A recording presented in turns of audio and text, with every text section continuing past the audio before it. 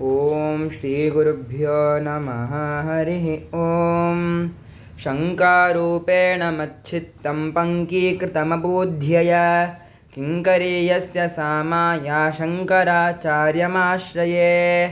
प्रह्लादवरदो देवो यो नृसिंहः परो हरिः। नृसिंहोपासकं नित्यं तं नृसिंहगुरुं भजे। श्री सच्चिदानंद शिवाभिनव्य नृसिंहभार्यत्यभिधान्यतीन्द्रान् विद्यानिधीन् मन्त्रनिधीन् सदात्मनिष्ठान् भजे मानवशम्भुरूपान्। सदात्मध्याननिरतं विषयेभ्यः परान्मुखं नौमि शास्त्रेषु निष्णातं चन्द्रशेखरभारतिं। विवेकिनं महाप्रज्ञं धैर्यौधार्यक्षमानिधिम् तदाभिनवपूर्वन्तं विद्यातीर्थगुरुं भजे। अज्ञानां जाह्नवीतीर्थं विद्यातीर्थं विवेकिनां सर्वेषां सुखदं तीर्थं भारतीतीर्थमाश्रये।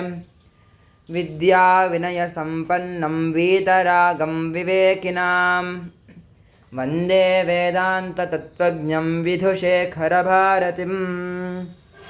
ओम श्रीमत्परमहंसपरिव्राजकाचार्यवर्या पदवाक्यप्रमाणपारावारपारीणा यमनियमासनप्राणायामप्रत्याहारधारणा ध्यानसमाधिष्ठाङ्गयोगानुष्ठाननिष्ठा तपश्चक्रवर्ती अनाद्यविच्छिन्ना श्रीशङ्कराचार्यगुरुपरम्परा प्राप्ता षड्दर्शनस्थापनाचार्या व्याख्यानसिंहासनाधीश्वरा सकलनिगमागमसारहृदया सांख्यत्रयप्रतिपादका वैदिकमार्गप्रवर्तका सर्वतन्त्रस्वतन्त्रा आधिराजधानी विद्यानगरमहाराजधानी कर्णाटकसिंहासनप्रतिष्ठापनाचार्या श्रीमद्राजाधिराजगुरो भूमण्डलाचार्या ऋष्यशृङ्गपुरवराधीश्वरा तुङ्गभद्रातीरवासी श्रीमद्विद्याशङ्करपादपद्माराधका श्रीमज्जगद्गुरु श्रीमदभिनवविद्यातीर्थमहास्वामी गुरुकरकमलसञ्जाता